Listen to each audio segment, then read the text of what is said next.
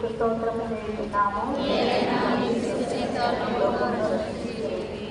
యేసు ప్రభువు స్త్రీగా పరుడబెట్టినందుక తమ చేతులను దాచి మన రక్షణ కొరకు తమ నిత్యతకు తన జీవమును బలిగా అప్పగించింది.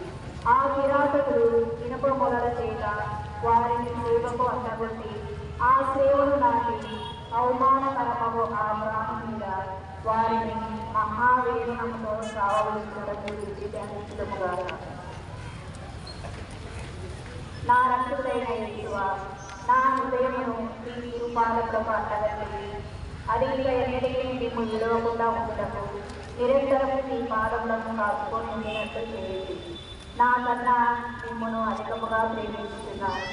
మీకు ద్రోహం చేసినందుకు నిండు మనసుతో దుఃఖిస్తున్నాను.